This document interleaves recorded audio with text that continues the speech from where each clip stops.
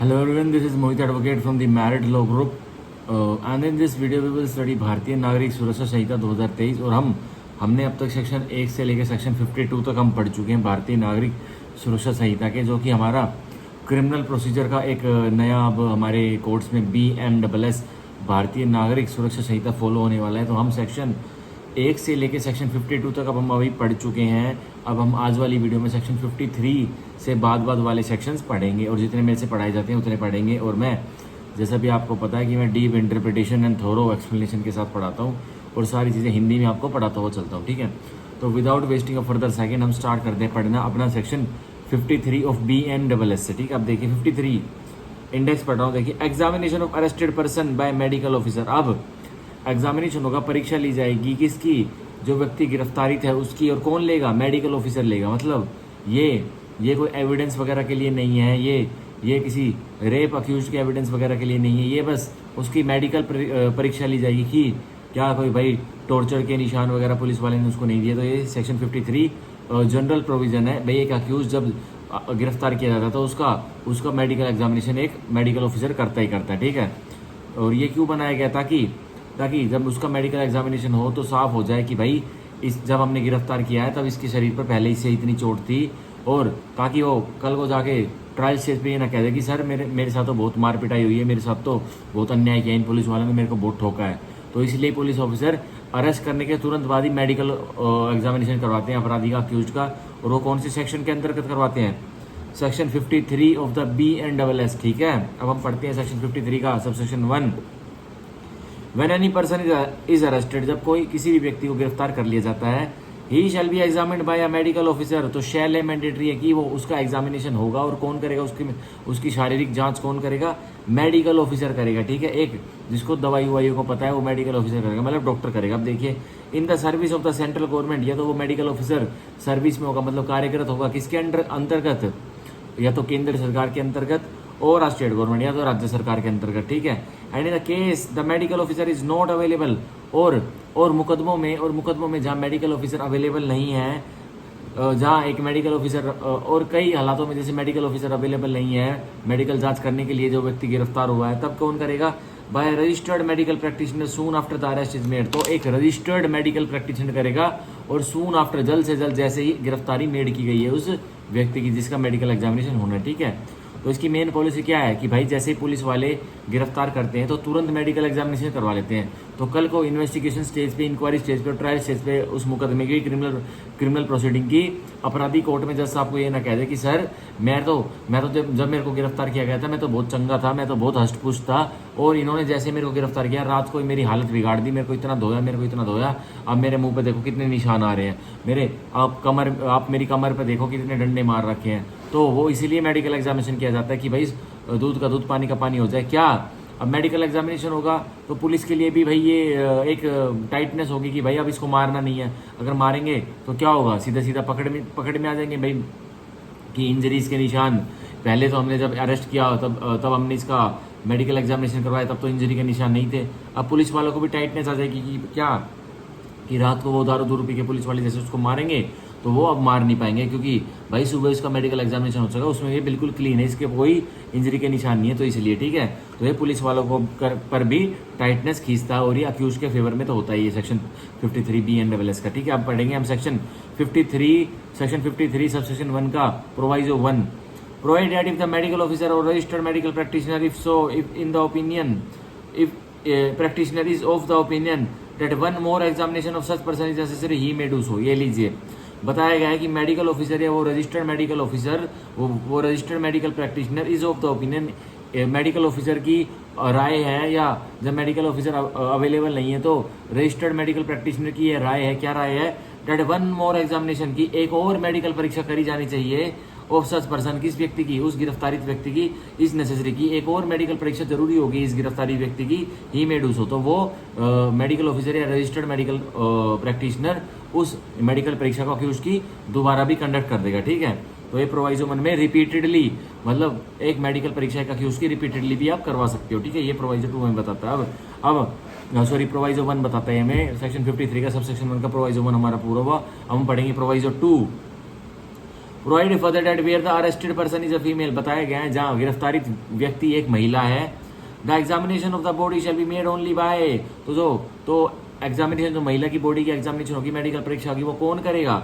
और under supervision of a female medical officer, या तो फीमेल मेडिकल ऑफिसर सीधा एग्जामिनेशन कर देगी, या अगर फीमेल मेडिकल ऑफिसर बस कमरे में मौजूद है तो कोई मेल मेडिकल ऑफिसर भी उसका एग्जामिनेशन उस महिला का कर देगा, ठीक है, मेडिकल परीक्षा कर देगा। अब देखिए, and in case the female medical officer is not available, और उन मुकदमों में जहाँ फीमेल मेडिकल ऑफिसर अवेलेबल नहीं है by a female registered medical practitioner, तो कौन करेगा? जो अपराधी एक महिला है तो एक फीमेल रजिस्टर्ड मेडिकल प्रैक्टिशनर करेगी, ठीक है। तो ये हमारा होता है सेक्शन 53 का प्रोवाइजो 2 भी। अब हम पढ़ेंगे सेक्शन 53 का subsection 2। The medical officer और registered medical practitioner so examine the arrested person, जो मेडिकल ऑफिसर है और जो रजिस्टर्ड मेडिकल प्रैक्टिशनर है, जो एक अपराधी को एग्जामिन कर रहा है, मतलब उसकी मेडिकल परीक्षा ले रहा है, शैल प्रिपेयर द रिकॉर्ड, तो मैंडेटरी है कि वो मेडिकल ऑफिसर और रजिस्टर्ड मेडिकल प्रैक्टिशनर क्या करेंगे? शैल है, मैंडेटरी है कि वो एक रिकॉर्ड प्रिपेयर करेंगे ऑफ सच एग्जामिनेशन, किसका? कि भाई उन्होंने मेडिकल एग्जामिनेशन में क्या फाइंडिंग्स निकाली, तो उसका रिकॉर्ड रेडी करेंगे ये दोनों। अब देखिए, mentioning there in any injuries और मार्क्स ऑफ वायलेंस, तो उस रिकॉर्ड में क्या मेंशन करेंगे मेडिकल ऑफिसर या रजिस्टर्ड मेडिकल प्रैक्टिशनर? कोई इंजरीज के निशान है, मतलब कोई चोट के निशान है, या कोई मार्क्स ऑफ वायलेंस, कोई हिंसा इस गिरफ्तार व्यक्ति के ऊपर हुई है तो उसके वो कोई निशान वगैरह है, वायलेंस के कोई मार्क्स है या इंजरीज के कोई निशान है, वो रिकॉर्ड कर ली जाएंगे। अब देखिए, अपॉन द पर्सन अरेस्टेड, और ये इंजरीज और मार्क्स ऑफ वायलेंस किस पर हैं? अगर कोई है तो किस पे? उस जो व्यक्ति गिरफ्तारित किया गया है, ठीक है। एंड द अप्रोक्सीमेट टाइम, और जो लगभग समय लिखा जाएगा उस रिकॉर्ड में, व्हेन सच इंजरीज और मार्क्स हैव बीन इन्फ्लिक्टेड, की कब ये इंजरीज और कब ये मार्क्स इन्फ्लिक्ट हुए हैं। और ये अप्रोक्सीमेट टाइम क्यों लिखा जाता है? भाई मान के चलिए, एक पुलिस वाले ने एक मेल अपराधी को 1 अगस्त 2024 के शाम को इवनिंग में 5 PM पर अरेस्ट किया, ठीक है।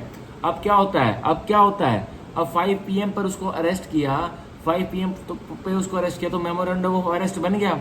फिर मेमोरेंडम ऑफ अरेस्ट बन गया तो 5 PM पे वो सीधा पुलिस वाला उस अपराधी को, उस अक्यूज को थाने में ले आया।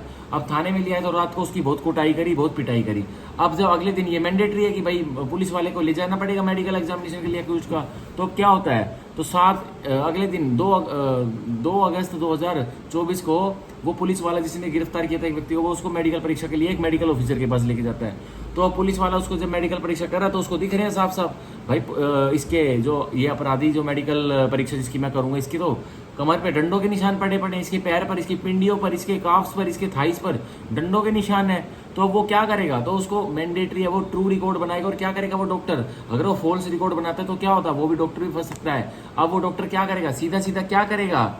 वो अप्रोक्सीमेट टाइम लिख देगा कि किस टाइम ये निशान इस अक्यूज के शरीर पर ये इंजरीज के निशान और मार्क ऑफ वायलेंस के निशान किस टाइम अप्रोक्सीमेटली टाइम दिखा कि ये कब ये डाले गए थे, ठीक है। तो इससे क्या होगा? जब कोर्ट में जाके वो रिकॉर्ड जमा होगा मेडिकल एग्जामिनेशन का जज साहब के पास, तो 1 मिनट में जज साहब देख लेंगे कि मेमोरेंडम ऑफ अरेस्ट में तो टाइम लिखा हुआ है 1 अगस्त 2024 को, इसको 5 बजे गिरफ्तार किया गया, और इसका मेडिकल एग्जामिनेशन हो रहा है अगले दिन 2 अगस्त 2024 को 7 बजे। और जो रिकॉर्ड में डॉक्टर ने टाइम लिखा है कि इस व्यक्ति को चोट 1 अगस्त 2024 के रात को 8 बजे से लेके रात को 12 बजे तक के बीच में दी गई है। तो ऑब्वियसली अब क्या हो जाएगा? पता नहीं लग जाएगा कि पुलिस वालों ने उस अक्यूज को, उस अपराधी की धुलाई करी है, उसको पीटा है। तो अब पुलिस वालों की नौकरी पर भी बात आ सकती है, ठीक है। आप देखिए, अब ये हुआ हमारा सेक्शन 53 का सब सेक्शन 2। अब हम पढ़ेंगे सेक्शन 53 का sub section 3। Where an examination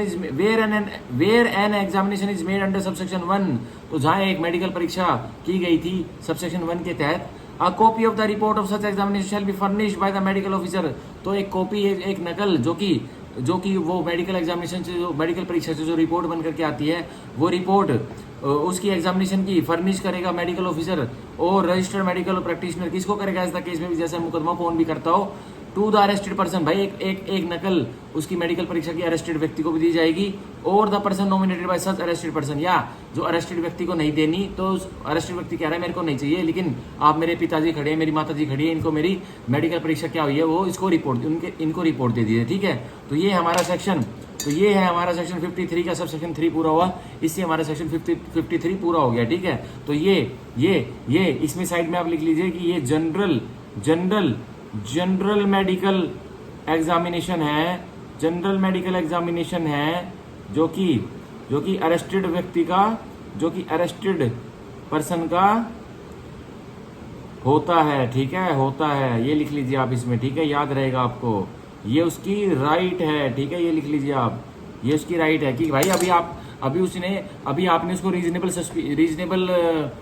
एक मतलब एक कंप्लेंट के आधार पे पकड़ा है, रीजनेबल सस्पिशन एग्जिस्ट हुआ है, पर अभी उसका दोष अभी साबित नहीं हुआ है, तो आप उसके साथ मार पिटाई नहीं कर सकते, उसकी राइट है, उसको कोई छू नहीं सकता, उसको गिरफ्तार किया गया है, उसको बंधक में, उसको कन्फाइनमेंट में रखा जाएगा, जेल में, पुलिस कस्टडी में, जुडिशियल कस्टडी में, कोई उसको किसी और व्यक्ति को राइट नहीं मिल जाती कि उसको पीटे, ठीक है, कि उसके साथ कोई वोलेंस या मार्क ऑफ वोलेंस, कोई उसके साथ इंजरी करे या मार्क ऑफ वोलेंस करे, ठीक है, ये उसकी राइट है, ये कॉन्स्टिट्यूशनल राइट है उसकी, ये फंडामेंटल राइट है उस अपराधी की, ठीक है। तो ये हमारा पूरा होता है सेक्शन 53 भारतीय नागरिक सुरक्षा संहिता का पूरा आप देखते हैं। अब इसमें एक नोट्स लिखा गया है, देखिए नोट्स। अब हमारे भारतीय नागरिक सुरक्षा संहिता में बहुत सारे सेक्शंस के नीचे नोट्स लिखा गया है, तो ये मैं पढ़ने, अब देखिए notes. In section 53 of BNSS 2023 additional medical examination of the arrested person in police custody is specifically included. अब जो ये प्रोवाइजो 1 में एडिशनल मेडिकल एग्जामिनेशन, जिस व्यक्ति को गिरफ्तार किया जाता है, मतलब एक बार हुआ, 2 बार हुआ, 3 बार भी हो जाएगा, मतलब एक बार, पहले CRPC में रूल था कि एक बार ही होगा, लेकिन अब एडिशनल मेडिकल एग्जामिनेशन, बार बार मेडिकल परीक्षा होती रहेगी अपराधी की जो कि गिरफ्तारित है और जो कि पुलिस कस्टडी में, जो कि पुलिस की हिरासत में, ठीक है। तो इस चीज को स्पेशली इंक्लूड किया गया है, स्पेसिफिकली शामिल किया गया है सेक्शन 53 भारतीय नागरिक सुरक्षा संहिता में, ठीक है। तो हम पढ़ेंगे सेक्शन 54 ऑफ BNSS, जो कि बोलता है आइडेंटिफिकेशन ऑफ पर्सन अरेस्टेड। अब आइडेंटिफिकेशन ऑफ पर्सन अरेस्टेड की पहचान करवाई जाएगी जिस व्यक्ति को गिरफ्तार किया गया है। तो ये हमारा सीधा सेक्शन भारतीय साक्ष्य अधिनियम के सेक्शन कौन से के साथ जुड़ता है, जिसमें TIP के प्रोविजंस हमें मिलते हैं, देखने के लिए मिलते हैं। तो हमारे इंडियन एविडेंस एक्ट में तो पहले सेक्शन 9 में टेस्ट आइडेंटिफिकेशन के हमें प्रोविजंस देखने को मिलते थे, पर अब हमें भारतीय साक्ष्य अधिनियम में कौन से सेक्शन में देखने को मिलेंगे, सेक्शन 7 में। तो हमें सेक्शन 7 में देखने को मिलती है भारतीय साक्ष्य अधिनियम में टेस्ट आइडेंटिफिकेशन के रूट्स, ठीक है। तो लिख लेते हैं सेक्शन 7 भारतीय साक्ष्य अधिनियम TIP लिख लेते हैं, तो सीधा सीधा ये कनेक्ट होगा हमारा सेक्शन 54 BNSS सेक्शन 7 भारतीय साक्ष्य अधिनियम के साथ। और भारतीय साक्ष्य अधिनियम में सेक्शन 7 के बगल में आप लिख लीजिए, सेक्शन 7 के बगल में आप भारतीय साक्ष्य अधिनियम में लिख लीजिए, क्या लिख लीजिए, सेक्शन 54 ऑफ द BNSS लिख लीजिए, ठीक है, सेक्शन 54 ऑफ BNSS लिख लीजिए, और जिसमें लिख लीजिए TIP, ठीक है, TIP लिख लीजिए आप इसमें, ठीक है। तो आपको ये लिंक करने में, वो करने में, मतलब रीड विद करने में काम आएगा। आप देखिए, हम पढ़ते हैं सेक्शन 54 की body, where a person is arrested, जहां एक व्यक्ति को गिरफ्तार कर लिया जाता है, on a charge of committing an offence, किस चार्ज पर करेगा कि भाई इसने कोई अपराध किया, तभी तो उसको गिरफ्तार किया। आप देखिए, and his identification by any other person, और उसकी गिरफ्तारित व्यक्ति की आइडेंटिफिकेशन किसी और व्यक्ति द्वारा, और पर्सन इज कंसिडर्ड नेसेसरी, या किसी एक व्यक्ति द्वारा, मतलब उसकी आइडेंटिफिकेशन किसी अन्य व्यक्ति द्वारा या फिर उस व्यक्ति द्वारा जिसके साथ उसने अपराध किया है, उस द्वारा उसकी पहचान करवाई जानी है। इस कंसिडर्ड नेसेसरी है उसकी पहचान करवाई जाना उस अन्य व्यक्ति द्वारा जिस पर उसने ऑफेंस भी नहीं किया, बस उन्होंने उसको देखा है ऑफेंस करते वक्त, या उस व्यक्ति द्वारा उसने जिसके ऊपर ऑफेंस किया है उसके द्वारा उसकी पहचान करवानी है। और यह बिल्कुल कंसीडर जरूरी हो गया उसकी पहचान करवाना अपराधी की जो अरेस्ट कर लिया गया है, for the purpose of investigation of the such offence. और किस मतलब के लिए, ओनली फॉर इन्वेस्टिगेशन, जांच पड़ताल के लिए कि इसने ये अपराध किया भी है नहीं किया, उसके लिए उसकी आइडेंटिफिकेशन करवानी। अब देखिए, द कोर्ट हैविंग जुरिडिक्शन में, तो वही अदालत जिसके पास जुरिडिक्शन है, क्षेत्रफल है, वही क्या करेगा, on the request of the officer in charge of police station, और उस कोर्ट को जिसके पास जुरिडिक्शन है, क्षेत्रफल है, उस केस को ट्राई करने का, वही किसकी रिक्वेस्ट पे, किसकी प्रार्थना पर क्या आदेश देगा, officer in charge of the police station, SHO की रिक्वेस्ट पर। और SHO क्या बोलेगा कि सर हमें आइडेंटिफिकेशन के ऑर्डर दे दीजिए। और अब कोर्ट क्या बोलेगा, direct the person so arrested to subject himself to identification by any person, तो निर्देश दे दी जाएंगे उस व्यक्ति को जो गिरफ्तार हुआ है कि तुम अपनी पहचान करवाओ किसी एक व्यक्ति द्वारा या बहुत सारे व्यक्तियों द्वारा, in such manner as the court may deem fit, और उस तरीके से जो भी कोर्ट को ऑर्डर में बता देगी, जो भी उचित लगता है उस तरीके से, या तो जो गिरफ्तारित व्यक्ति उसकी एक व्यक्ति पहचान करेगा या बहुत सारे व्यक्ति उसकी पहचान करेंगे, ठीक है। तो ये होता है हमारा टेस्ट आइडेंटिफिकेशन परेड, ठीक है। आप देखिए, अब सेक्शन 54 का प्रोवाइजो हम पढ़ते हैं, provide if the person identifying the person arrested is mentally और फिजिकली डिसेबल्ड। अब बताया गया है जहां एक व्यक्ति एक अपराधी को पहचानने वाला है और वो व्यक्ति जो पहचानने वाला है वो मेंटली और फिजिकली डिसेबल्ड है, मतलब वो दिमागी तौर से और शारीरिक तौर से अपाहिज है। तो देखिए such process of identification shall take place under the, तो ऐसा आइडेंटिफिकेशन का प्रोसेस अब किसके अंडर किसके निगरानी में टेक प्लेस होगा, सुपरविजन ऑफ द मैजिस्ट्रेट। तो इसकी निगरानी supervision of the magistrate, magistrate इसकी टीआईपी कराएंगे। मतलब एक अपराधी तो अपराधी तो ओके है, लेकिन जो व्यक्ति उसकी पहचान करने वाला अपराधी की कि हाँ भाई यही था इसने अपराध किया है या ये नहीं था, तो वो व्यक्ति जो उसकी पहचान करने वाला, आइडेंटिफाई करने वाला है, वो व्यक्ति मेंटली और फिजिकली डिसेबल्ड है। तो ऐसे व्यक्ति की आइडेंटिफिकेशन, ऐसा व्यक्ति जब आइडेंटिफाई करेगा तो किसकी सुपरविजन में करेगा, मैजिस्ट्रेट साहब की सुपरविजन में करेगा। Who shall take appropriate step to ensure that such person identifies the person arrested using method the person is comfortable. तो और मैजिस्ट्रेट भाई क्या बैठ के वहां भजिया तलेंगे, मैजिस्ट्रेट बस यह इंश्योर करेंगे, यह इंश्योर करेंगे कि अप्रोप्रिएट स्टेप्स लिए जाएं। मतलब मैजिस्ट्रेट साहब हर संभव मदद करेंगे कि जिससे जो व्यक्ति जो मेंटली और फिजिकली डिसेबल्ड है वो व्यक्ति पहचान पाए अपराधी को, और उस मेथड से पहचान पाए जिसमें वो व्यक्ति जो कि पहचानेगा, टीआईपी में एक अक्यूज को पहचानेगा वो व्यक्ति जिस स्टाइल से कंफर्टेबल हो। With and the identification process shall be recorded by an audio video electronic means. और मेंटली और फिजिकली डिसेबल्ड पर्सन अगर किसी अपराधी को आइडेंटिफाई कर रहा है तो उसकी यह पूरा का पूरा ये आइडेंटिफिकेशन परेड इस केस में ऑडियो वीडियो इलेक्ट्रॉनिक मीन्स के द्वारा रिकॉर्ड भी कर लिया जाएगा और ऑडियोग्राफ भी हो जाएगा। ठीक है, तो ये हमारा खत्म होता है section 54 of the B N double S, जो कि बहुत इंपॉर्टेंट था, पेपर में डायरेक्ट क्वेश्चन देखने को मिलता है। ठीक है, याद कर लेना।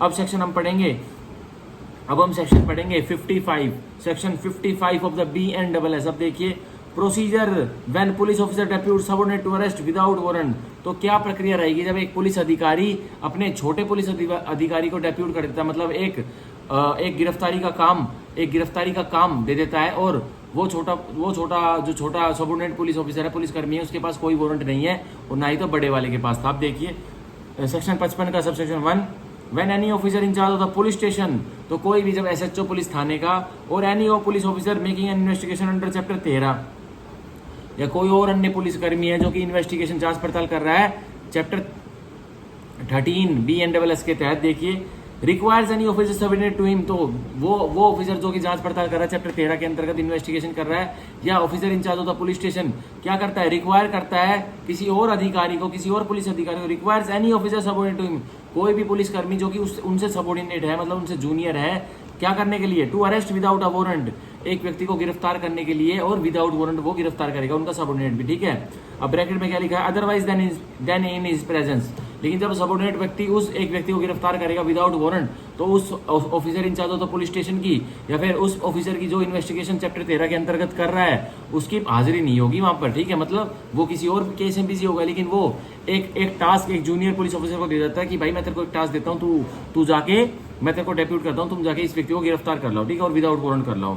तो अब देखिए क्या होता है, any person who may lawfully be arrested without a warrant, और उसी व्यक्ति को वो जूनियर पुलिस ऑफिसर भी गिरफ्तार करेगा जिसको कि any person who may lawfully be arrested without a warrant, जिस व्यक्ति को कानूनी तौर पर लॉफुली गिरफ्तार भी किया जा सकता है विदाउट वारंट। तो सीधा सीधा उस व्यक्ति ने क्या किया होगा, कोग्निजेबल ऑफेंस किया होगा। ठीक है, क्या किया होगा, कोग्निजेबल ऑफेंस किया होगा। भैया आप देखते हैं, आगे पढ़ते हैं, he shall deliver to the officer required make the arrest in an order in writing।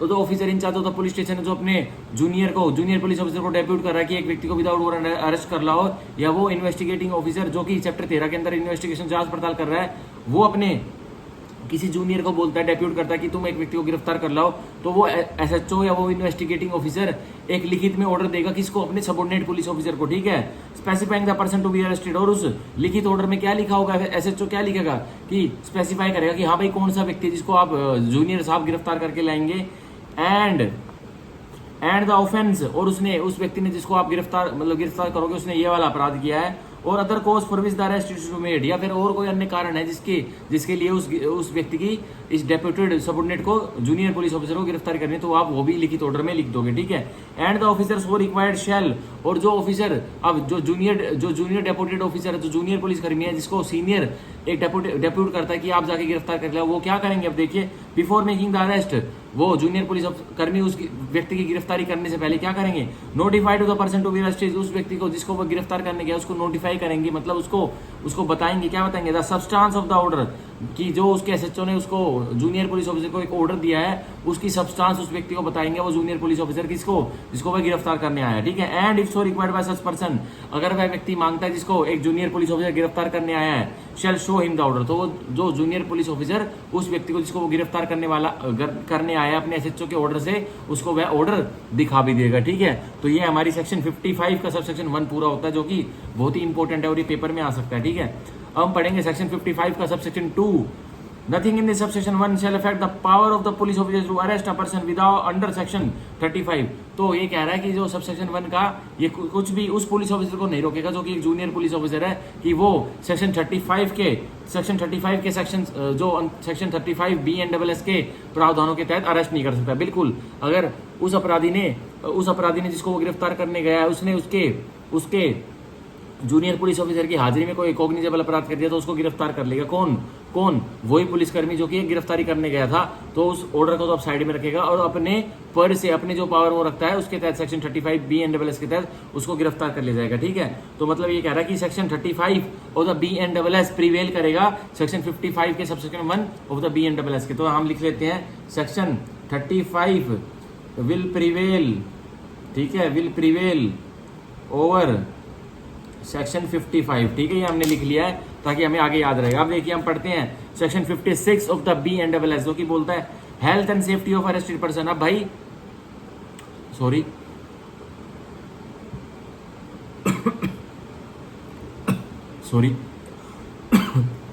और पानी पी लेता हूँ, एक सेकंड रुकिए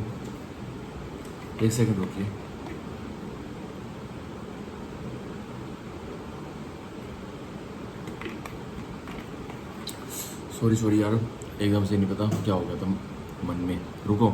अब पढ़ते हैं सेक्शन 56 ऑफ द BNSS, देखते हैं क्या कहता है ये। Health and safety of arrested person. अब भाई जो गिरफ्तारित व्यक्ति है उसकी सेहत का और उसकी सुरक्षा का कौन ध्यान रखेगा? ऑब्वियसली वही रखेगा जिसके पास उसकी कस्टडी है। चलो पढ़ते हैं 56 की body. It shall be the duty of the person having the custody of an accused.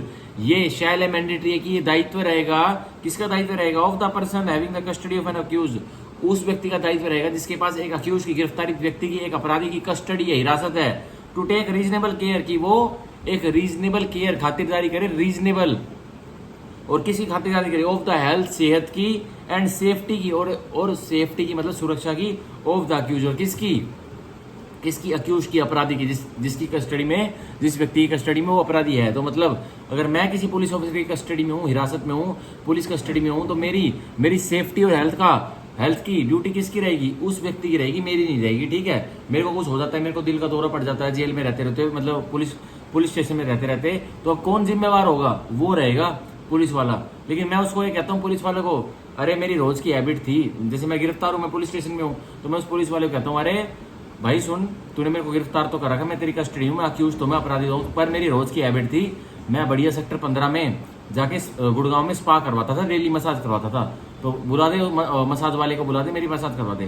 तो ये कोई रीजनेबल केयर नहीं है, इससे मेरे को कोई वो नहीं हो रहा। तो बस रीजनेबल केयर रखेगा, मतलब जिससे जो रीजनेबल मतलब जो जायज केयर है वो रखेगा, और किसकी रखेगा? हेल्थ की और सेफ्टी की, मतलब सेहत की और सुरक्षा की, ठीक है। और किसकी? अक्यूज की, जो कि गिरफ्तारित व्यक्ति है, जो कि अपराधी है, ठीक है। तो ये हमारा खत्म होता है सेक्शन 56 ऑफ द BNSS। हम पढ़ेंगे सेक्शन 57 ऑफ द BNSS। देखिए ये कहता है person arrested to be taken before magistrate. अब जिस व्यक्ति को गिरफ्तार किया गया है उसको मैजिस्ट्रेट के समक्ष ले जाया जाएगा, और officer in charge of the police station, या जिस व्यक्ति को गिरफ्तार किया गया है उसको SHO, जो पुलिस थाने का SHO, उसके सामने ले जाया जाएगा, ठीक है। तो ये बहुत इंपॉर्टेंट सेक्शन लग रहा है मुझे, ठीक है। तो हम पढ़ेंगे, देखिए सेक्शन 57 की body. Police officer making N arrest without warrant. एक पुलिसकर्मी जब गिरफ्तारी कर लेता है, और वो गिरफ्तारी कैसे करता है? विदाउट कोई वारंट, मतलब वो कोई वारंट के साथ गिरफ्तारी नहीं करता। तो शैल मैंडेटरी है कि पुलिस ऑफिसर क्या करेगा?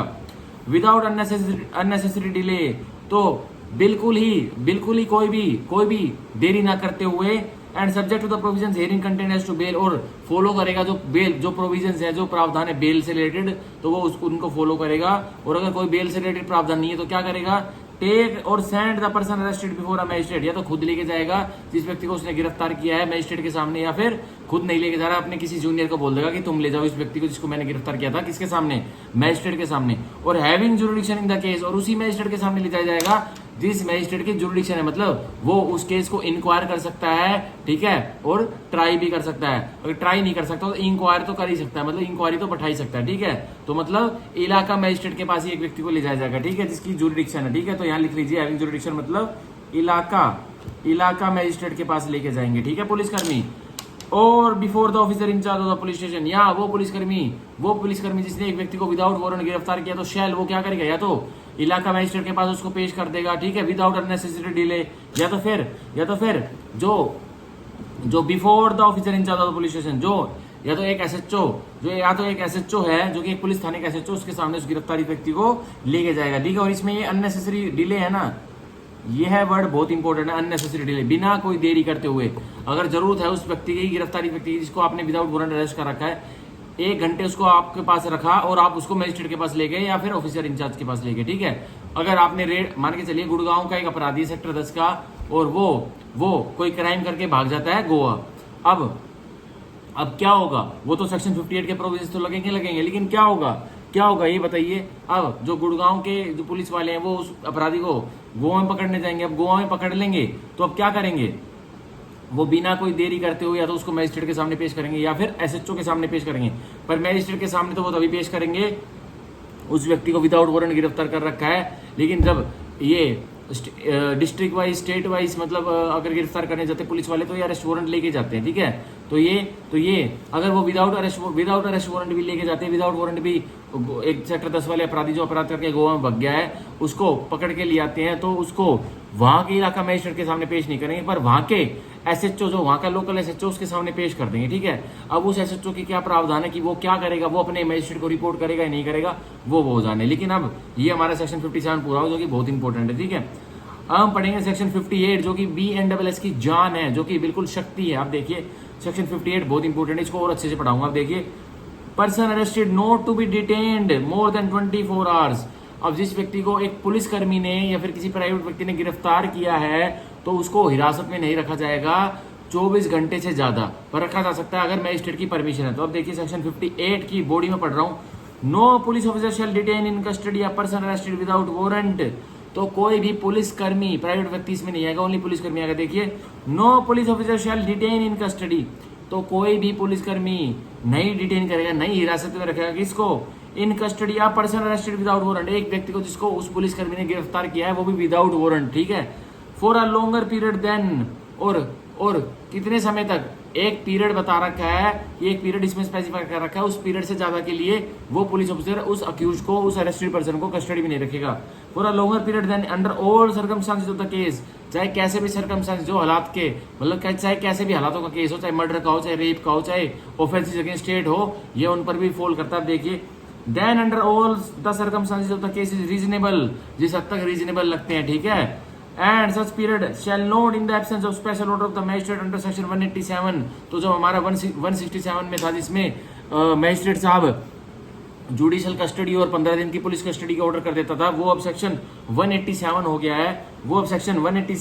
है, तो यही कह रहा है, अगर मैजिस्ट्रेट साहब का स्पेशल ऑर्डर आ जाता है, किसका, मैजिस्ट्रेट साहब का, अगर स्पेशल ऑर्डर नहीं आता, अनुपस्थित है कि कोई भी सेक्शन 187 में मैजिस्ट्रेट साहब का स्पेशल ऑर्डर नहीं आता, तो वो पीरियड कितना रहेगा जिसमें एक गिरफ्तारित व्यक्ति को पुलिस ऑफिसर अपनी हिरासत में रख सकता है, एक्सीड 24 आवर्स।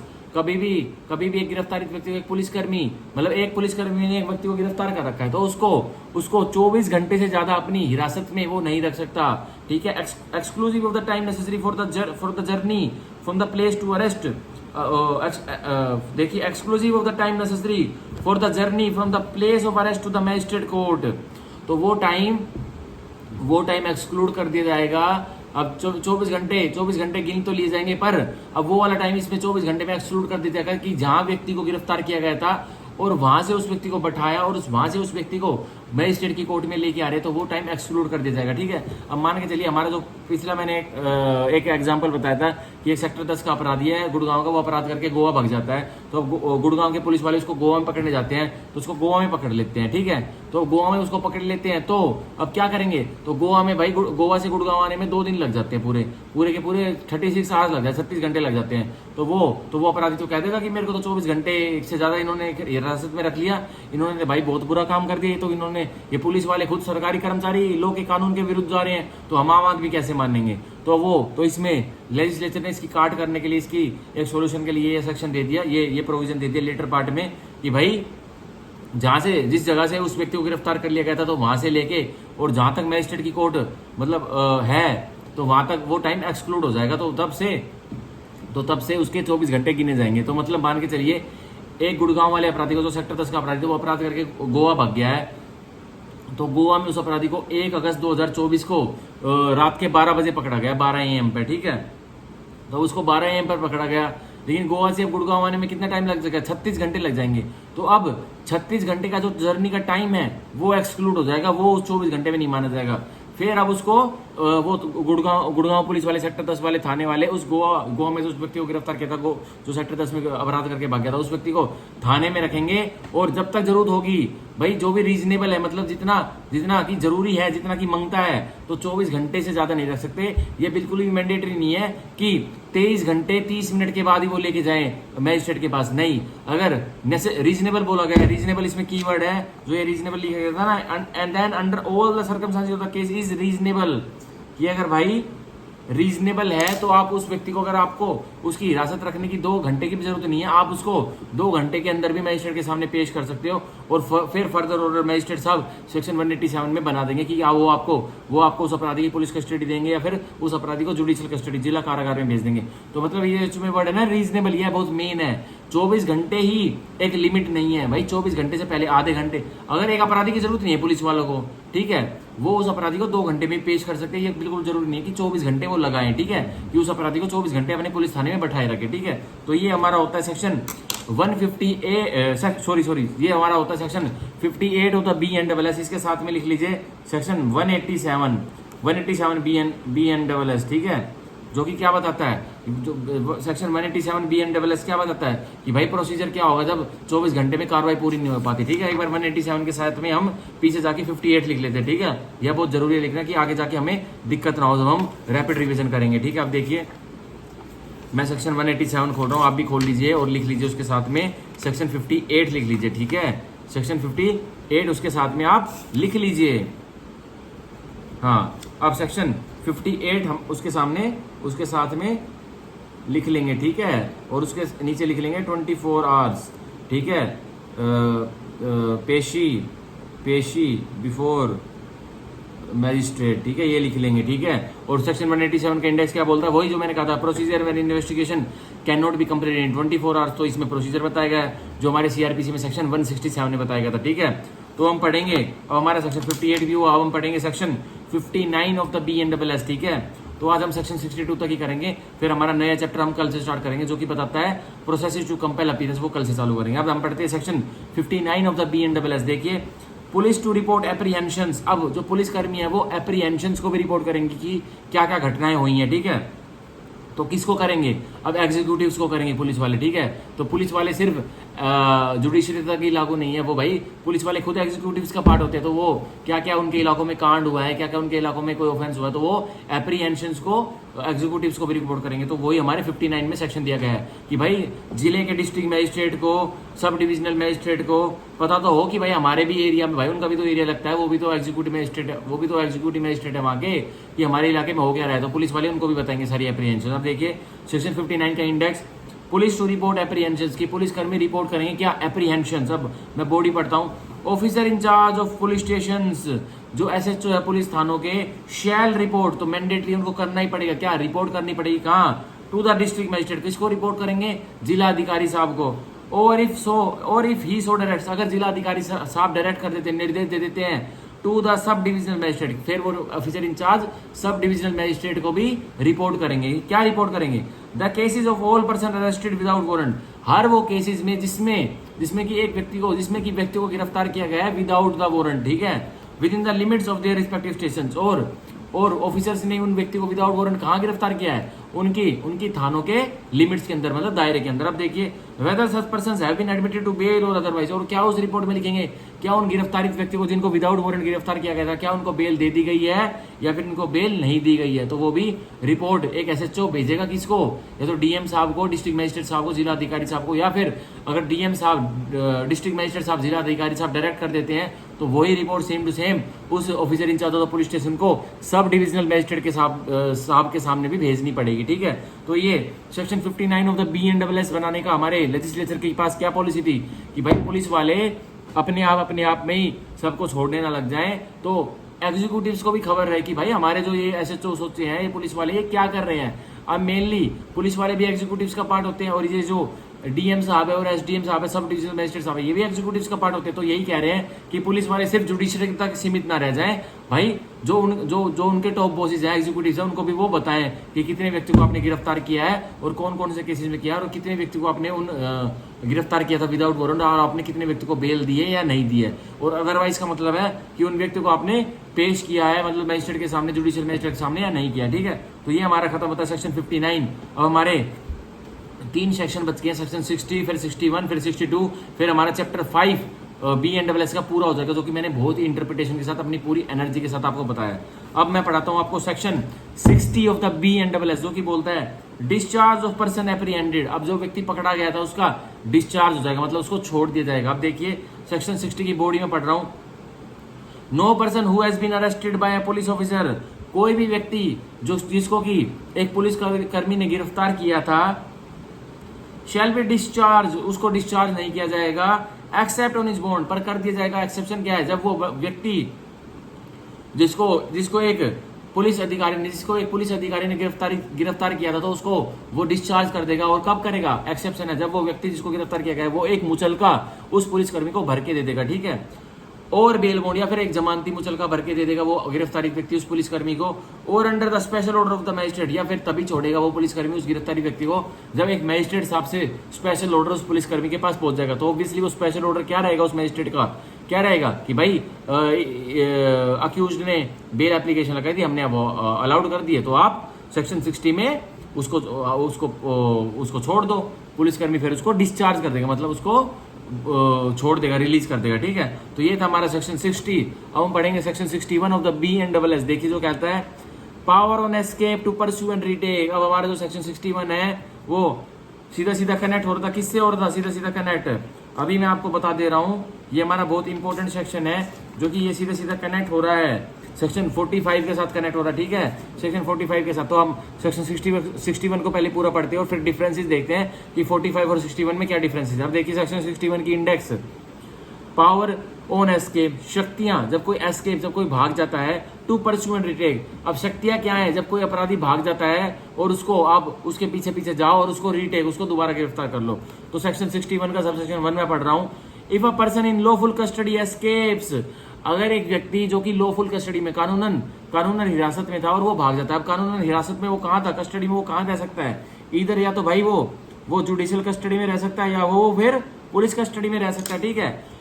और इज रेस्क्यूड, या फिर वो खुद से भाग जाता है पुलिस कस्टडी या जुडिशियल कस्टडी में से, या फिर उसको रेस्क्यू, मतलब उसको भगा लिया, कोई और उसके गैंग मेंबर आके उसको भगा ले जाते हैं। अब देखिए, the person from whose custody he escaped, अब जिस व्यक्ति की कस्टडी से वो भागा है, मतलब पुलिस की कस्टडी से भागा, तो पुलिसकर्मी वो पर्सन होंगे, और जुडिशियल कस्टडी से भागा है तो वो जेल सुपरिटेंडेंट होगा। तो यही कह रहा है, the person from whose custody he escaped, अब वो व्यक्ति जिसकी कस्टडी से, हिरासत से वो गिरफ्तारित व्यक्ति, वो अक्यूज्ड, वो एक व्यक्ति जिसको गिरफ्तार करा था वो भागा है, और वो रेस्क्यूड, या जिस व्यक्ति की कस्टडी से उसको कोई और अन्य व्यक्ति उसके गैंग मेंबर भगा ले गए हैं, मे इमीडिएटली परस्यू, तो वो तुरंत की तुरंत वो व्यक्ति जिसकी कस्टडी से वो अपराधी भागा है उसको परस्यू करेंगे, उसका पीछा करेंगे, and arrest him in any place in India, और उसको परस्यू तो करेंगे, पीछा तो करेंगे, और वो इंडिया के कहीं भी प्लेस में भागकर छुप जाए, उसको भगा ले जाए उसके गैंग मेंबर, तो वहां पे उसको जाके गिरफ्तार कर लिया जाता है, ठीक है। तो ये मेनली ये वाला सेक्शन हमारा जेल सुपरिटेंडेंट के ऊपर है,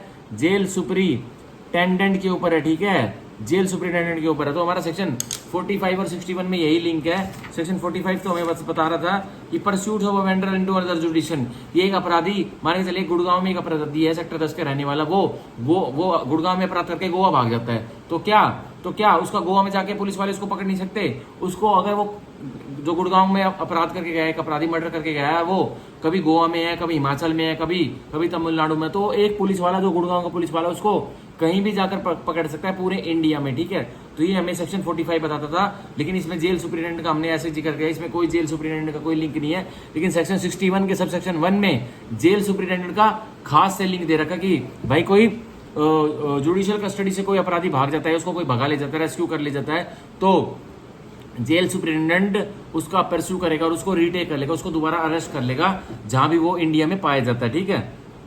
और जहां भी वो भारतवर्ष में किसी भी जगह में वो उसको परस्यू कर लेगा और उसको रिटेक कर लेगा, मतलब अरेस्ट कर लेगा, मतलब उसको गिरफ्तार कर लेगा, उस व्यक्ति को जो भागा था, जो एस्केप हो गया था, या जिसको रेस्क्यू कर लेगा था, या जिसको भगा लेगा थे उसके गैंग मेंबर्स, ठीक है। तो हम पढ़ेंगे सेक्शन 61 का clause subsection 2। The provisions of section 44 shall apply to arrest under subsection 1।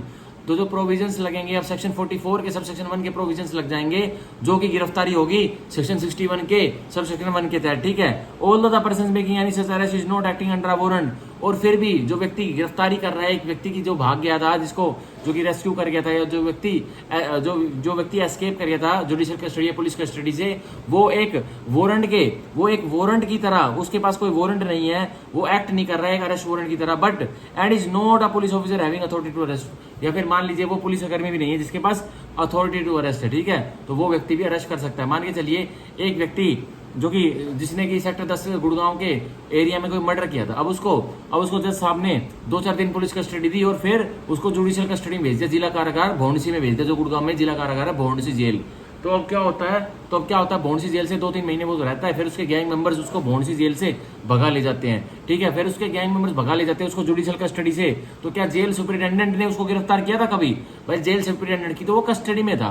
तो सेक्शन 61 का सबसेक्शन 2 यही कह रहा है कि जो व्यक्ति अब जेल सुपरिटेंडेंट उसको जब वो अगर वो उसको भौंडसी जेल से भगा ले गए, गोवा भगा ले गए, तो जेल सुपरिटेंडेंट उसको परस्यू करेगा और उसको अरेस्ट कर लेगा वहां जाके। पर कह रहा है जेल सुपरिटेंडेंट अब कौन से सेक्शन के प्रावधान फॉलो करेगा? सेक्शन 44 के सबसेक्शन 1 के प्रावधान फॉलो करेगा, ठीक है। सॉरी, सेक्शन 44 BNSS के प्रावधान फॉलो करेगा, ठीक है, जेल सुपरिटेंडेंट उस व्यक्ति की गिरफ्तारी के लिए, ठीक है। और 44 हमें क्या कहता था?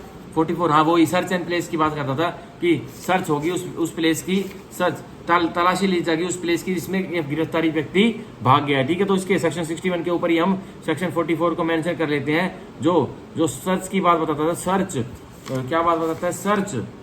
सर्च ऑफ प्लेस एंटर्ड, तो लिख लेते हैं, बहुत जरूरी है। Search of place entered, search of place entered by person sought to be arrested, लिख लेते हैं, ठीक है। By person sought to be arrested, ठीक है, ये मैंने लिख लिया है, ये बहुत जरूरी है लिखना, ठीक है। ये क्योंकि हम आगे जब सेक्शन 61 का कभी फ्यूचर में सब सेक्शन 2 पढ़ेंगे और इसमें दोबारा से सेक्शन 44 हमें दिखेगा, तो हमें बार बार पेज फ्लिप करने की जरूरत नहीं है, हमें रैपिडली में पता लग जाएगा कि भाई उसमें एक पुलिसकर्मी जिस व्यक्ति को गिरफ्तार करने वाला है, और गिरफ्तारी व्यक्ति किसी घर में छुप जाता है, किसी बिल्डिंग में घुस जाता है, किसी प्लेस में घुस जाता है, तो उसको सर्च कर सकता है, पूरी पावर रखता है पुलिस ऑफिसर, ठीक है। तो ये हमारा खत्म होता है सेक्शन 61 ऑफ द BNSS। हम आज का लास्ट सेक्शन पढ़ेंगे जो कि है बहुत important section 62 of the BNSS, ठीक है। फिर उसके बाद हम अपनी क्लास आज खत्म कर देंगे। देखिए सेक्शन 62 में पढ़ने वाला हूँ index. Arrest to be made strictly according to the Sanhita, जो गिरफ्तारी की जाएगी वो स्ट्रिक्टली मतलब पूर्ण तरीके से किसके तहत की जाएगी? इस संहिता के तहत, BNSS के तहत की जाएगी। मतलब भारतीय नागरिक सुरक्षा संहिता को ओवरराइड पुलिस वाले नहीं करेंगे जो भी गिरफ्तारी करते हैं, ठीक है। या वो व्यक्ति जो प्राइवेट व्यक्ति है वो गिरफ्तारी करता है, वो भी भारतीय नागरिक सुरक्षा संहिता को ओवरराइड नहीं करेगा, मतलब नजरअंदाज नहीं करेगा। जो सारी की सारी गिरफ्तारियां होंगी हर पीनल लॉ में, तो वो सीधा किसके तहत होंगी? वो BNSS के तहत होंगी। अब देखिए सेक्शन 62 की बॉडी में पढ़ता हूँ, no arrest shall be made, तो कोई भी गिरफ्तारी नहीं की जाएगी, एक्सेप्ट कर ली जाएगी, एक्सेप्शन आ गई, in accordance with the provision of the Sanhita, इस संहिता BNSS भारतीय नागरिक सुरक्षा संहिता के प्रावधानों को फॉलो करते हुए फिर गिरफ्तारी कर ली जाएगी। और any other law for the time being force providing for arrest, तो कह रहा है भारतीय नागरिक सुरक्षा संहिता तो भाई टॉप मोस्ट प्रायोरिटी रहेगी, या फिर और कोई अन्य कानून है जो कि गिरफ्तारी के बारे में बताते हैं समय के संदर्भ में, तो उस कानून को भी फॉलो करके गिरफ्तारी की जाएगी, ठीक है। लेकिन और कोई अपने स्पेशल रूल्स पुलिसकर्मी नहीं बनाएगा कि वो गिरफ्तारी कैसे बनेगा, ठीक है। मतलब वो अपने स्पेशल इन्वेंशन नहीं करेगा। तो एक पुलिस वाला गिरफ्तारी या एक प्राइवेट व्यक्ति गिरफ्तारी एक अपराधी की, एक अक्यूज की कैसे करेगा? भारतीय नागरिक सुरक्षा संहिता की प्रोविजंस को, प्रावधानों को फॉलो करते हुए करेगा। और अगर इसको फॉलो नहीं कर रहा है या कोई अन्य कानून में, एक अन्य कानून में कुछ और प्रावधान दे रखे हैं प्रोसीजर से रिलेटेड, प्रक्रिया से रिलेटेड कि कैसे गिरफ्तार किया जाएगा समय के संदर्भ में, इसके संदर्भ में समय के संदर्भ में टाइम बीइंग इनफोर्स का मतलब होता है समय के संदर्भ में, तो उस प्रावधान को वो पुलिसकर्मी या वो प्राइवेट व्यक्ति जब अरेस्ट करेगा, गिरफ्तारी करेगा तो फॉलो कर लेगा। ठीक है, तो हमें सेक्शन 62 BNSS से सीधा सीधा क्या देखने को मिलता है कि भाई अरेस्ट करते वक्त सीधा सीधा BNSS के प्रावधान फॉलो करने पड़ेंगे। ठीक है, अगर आप BNSS के नहीं करते तो आप किसके करोगे, और एनी अदर लो या फिर और अन्य कोई कानून है for the time being for समय के संदर्भ में प्रोवाइडिंग फॉर अरेस्ट, जो कि बता रहा है गिरफ्तारी के बारे में, तो उसके प्रावधान आप फॉलो कर लोगे। ठीक है, तो यहाँ हमारा चैप्टर 5 ऑफ द BNSS पूरा होता है, जिसमें हमने सेक्शन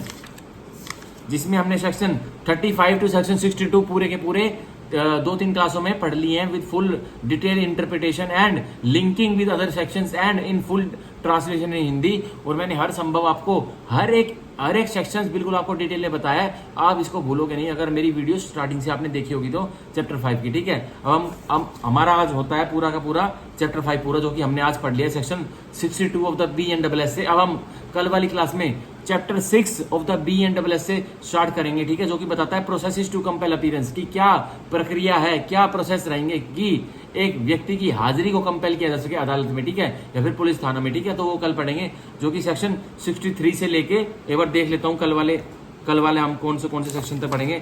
63 से लेके, एक सेकंड रुकिए, हाँ आ गया है, हाँ सेक्शन 63 से लेके सेक्शन 93 तक। ठीक है, तो हम इसमें लिख लेते हैं सेक्शन 63 टू सेक्शन 93। तो हम कल चैप्टर 6 करेंगे। ठीक है, और हम पूरा तो नहीं पढ़ पाएंगे, थोड़े थोड़े वही 5-7 प्रोविजंस करके डेली के पढ़ेंगे। और मैं जैसा भी आपको पता है कि मेरी स्टाइल क्या है, मैं तो फुल इंटरप्रिटेशन में और हर एक चीज, हर एक वर्ड जो टेक्स्ट हमारे लेजिस्लेचर ने, हमारे प्रावधान में, सेक्शन में लिखा हुआ है, मैं वो सारी चीजें पढ़ाता हूँ और आपको मीनिंग बताता हूँ। ठीक है, तो यही आज की हमारी क्लास पूरी होती है भारतीय नागरिक सुरक्षा संहिता की। ठीक है, ये 46 मिनट की क्लास है, 15 मिनट इसलिए रहेगी क्योंकि हम कल से नया टॉपिक स्टार्ट करने वाले हैं। तो हम अब कल मिलते हैं। ठीक है, so bye bye, thank you, take care, thank you, bye bye.